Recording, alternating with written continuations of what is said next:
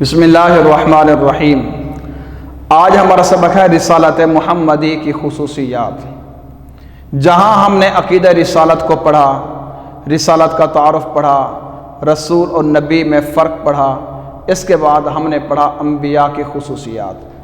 انبیاء کی خصوصیات کی جب بات آئی تو اس میں 1,24,000 کم و بیش انبیاء کرام علیہم الصلاۃ و تسلیمات کی خصوصیات کی بات تھی۔ آج ہمارے اس سبق کے اندر ہی، سبق کے عنوان سے ہی یہ بات ثابت ہو رہی ہے کہ رسالت محمدی یعنی محمد الرسول اللہ صلی اللہ علیہ وآلہ وسلم کی خصوصیات کی بات، حضور کے فضائل، مناقب، آج اسی کی بات ہو گئی۔ اسی سے یہ بات سمجھیں کہ نبی کریم صلی اللہ علیہ وسلم کی سب سے بڑی خصوصیت کیا ہے، سب سے بڑی عظمت کیا ہے؟ جو 1,24,000 انبیاء کی خصوصیات ہیں، وہ ساری کی ساری ہمارے نبی حضرت محمد الرسول اللہ صلی اللہ علیہ وسلم کے اندر خصوصیات ہیں۔ ساری خصوصیات کے حامل ہمارے نبی حضرت محمد الرسول اللہ صلی اللہ علیہ وسلم ہیں۔ اس کے بعد کچھ ان انبیاء کی خصوصیات سے الگ ہے۔ ہمارے نبی حضرت محمد الرسول اللہ صلی اللہ علیہ وسلم کی خصوصیات ہیں جیسے عمومیت۔ نبی کریم صلی اللہ علیہ وسلم کی رسالت عام ہے۔ رسالت عام، عمومیت سے مراد یہ ہے کہ نبی کریم صلی اللہ علیہ وسلم کی شریعت، رسالت یہ آج والے لوگوں کے لیے بھی ہے، اس سے پہلے والوں کے لیے بھی ہے، اس سے بعد میں آنے والے لوگوں کے لیے بھی ہے، حتیٰ کہ مردوں کے لیے، عورتوں کے لیے، بڑوں کے لیے، چھوٹوں کے لیے، امیروں کے لیے، غریبوں کے لیے، دنیا کائنات کے ہر فرد، مرد، عورت کے لیے یہ نبی کریم صلی اللہ علیہ وسلم کی رسالت عام ہے اور سب کے لیے ہے اور ہر وقت بر وقت ہے۔ اس کے بعد نبی کریم صلی اللہ علیہ وآلہ وسلم کی دوسری خصوصیت، حضور رسالت محمدی کی خصوصیات میں دوسری خصوصیت وہ ہے اسوہ حسنہ۔ اسوہ کہتے ہیں نمونے کو، حسنہ کہتے ہیں خوبصورت کو۔ نبی کریم صلی اللہ علیہ وسلم خوبصورت نمونہ ہے، خوب سیرت بھی ہے، خوبصورت بھی ہیں، دنیا کائنات کے لیے نمونہ بھی ہیں، اور فالو کرنے والے لوگوں کے لیے نبی کریم صلی اللہ علیہ وسلم کی زندگی کا ہر لمحہ بلمحہ، اٹھنا بیٹھنا، چلنا پھرنا، بات کرنا، نبی کریم صلی اللہ علیہ وسلم کا ہر ایک عمل پوری امت کے لیے خوبصورت اور بہترین عظیم نمونہ ہے۔ اس کو کہتے ہیں اسوہ حسنہ۔ اس کے بعد ہے پہلی شریعتوں کا نسخ۔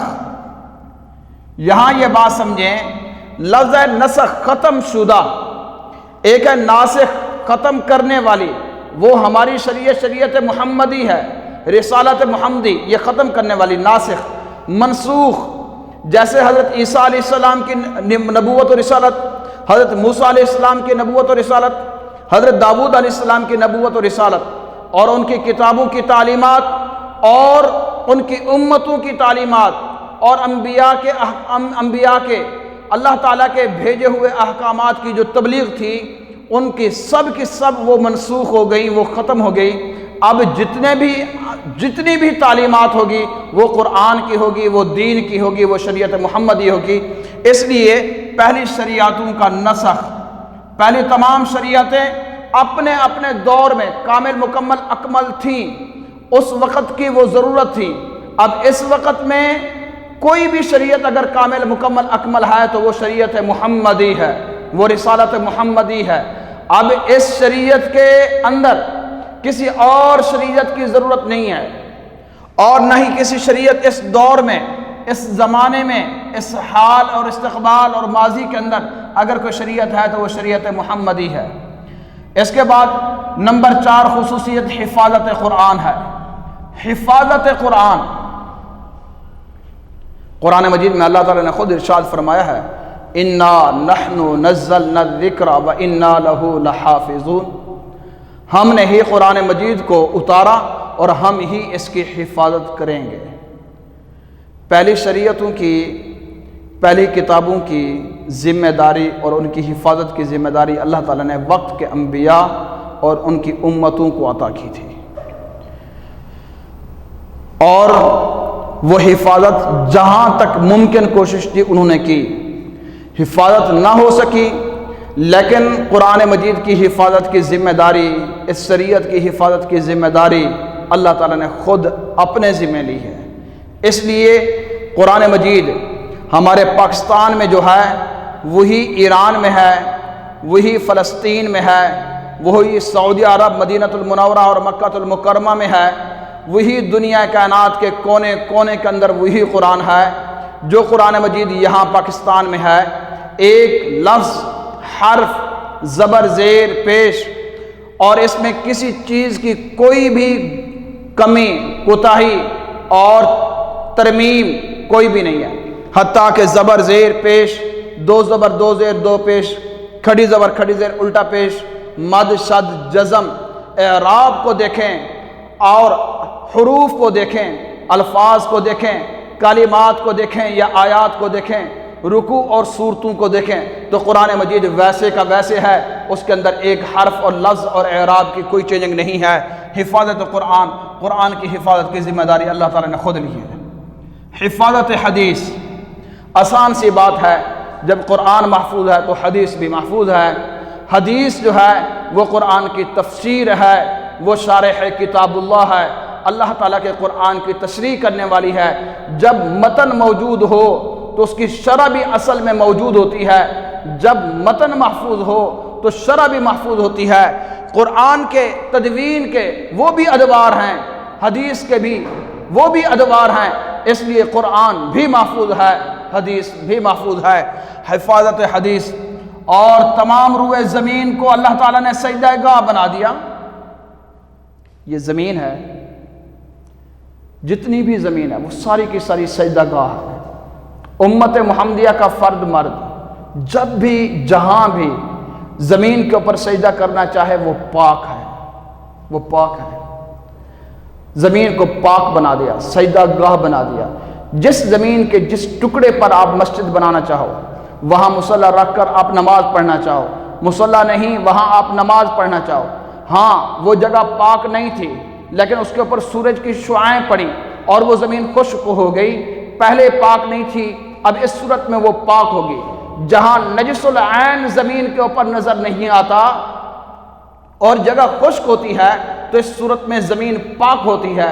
اس لیے اللہ تعالیٰ نے پوری روئے زمین کو آدم کی اولاد نبی کریم صلی اللہ علیہ وسلم کی امت کے لیے سجدہ گاہ بنا دیا اور اس کے اوپر سجدہ کرنا جائز ہے۔ حوض کوثر، انا اعطیناک الکوثر، اللہ نے حوض کوثر کو نبی کریم صلی اللہ علیہ وسلم کے ہاتھوں لوٹا دیا اور عطا کر دیا۔ یہ نبی کریم صلی اللہ علیہ وسلم محمد الرسول اللہ صلی اللہ علیہ وسلم کی خاصیت ہے اور خصوصیت ہے۔ اس کے بعد ہے کاملیت۔ کاملیت، کاملیت کسے کہتے ہیں؟ نبی کریم صلی اللہ علیہ وسلم کی شریعت کامل، مکمل، اکمل ہے۔ قرآن مجید میں اللہ تعالیٰ نے اسی شریعت کو خود قرآن مجید اتار کر اللہ کے نبی پر یہ آیت اتری، الیوم اکملت لکم دینکم واتممت علیکم نعمتی ورضیت لکم الاسلام دینا۔ جس دین کو اللہ نے پسند کیا اور وہ دین محمدی ہے، وہ شریعت محمدی ہے، وہ نبی کی رسالت، منصب رسالت جو ہے وہ رسالت محمدی ہے۔ اس رسالت کو، نبوت کو، شریعت کو، قرآن کو، دین کو تکمیل میں پہنچا کر 9 ذی الحجہ یوم عرفہ کے دن نبی کریم صلی اللہ علیہ وسلم خطبہ حجۃ الوداع میں موجود تھے تو یہ قرآن مجید کی آیت اتری۔ اس آیت کو تکمیل دین بھی کہہ سکتے ہیں اور یہ کاملیت کی سب سے بڑی علامت بھی ہے اور یہ خوبصورتی ہے ہمارے دین کی کہ کامل، مکمل، اکمل دین ہے۔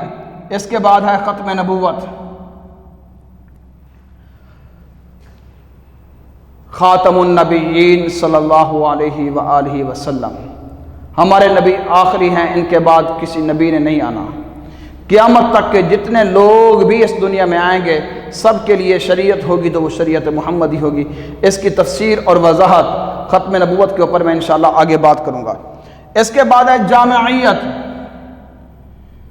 ہمارے نبی حضرت محمد الرسول اللہ صلی اللہ علیہ وسلم کی شریعت جو ہے وہ جامع ہے، ایک لفظ ہے جامع اور ایک لفظ ہے مانع۔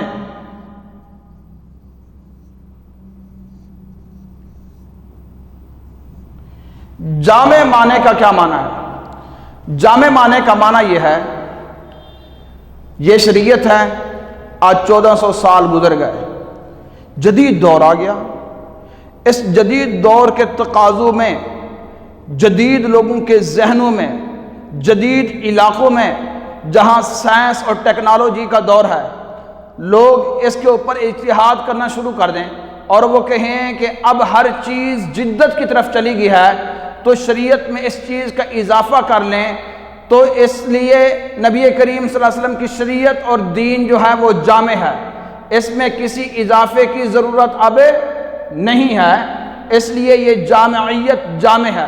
اور معنی کا معنی یہ ہے کہ اس دور حاضر میں اب فلاں دین کے فلاں چیز کی ضرورت نہیں ہے تو اس کو کم کر لیں، تو شریعت میں کمی کی بھی ضرورت نہیں ہے۔ نہ شریعت میں کسی دور کے اندر، کسی وقت کے اندر نہ اضافہ کر سکتے ہیں نہ کم کر سکتے ہیں۔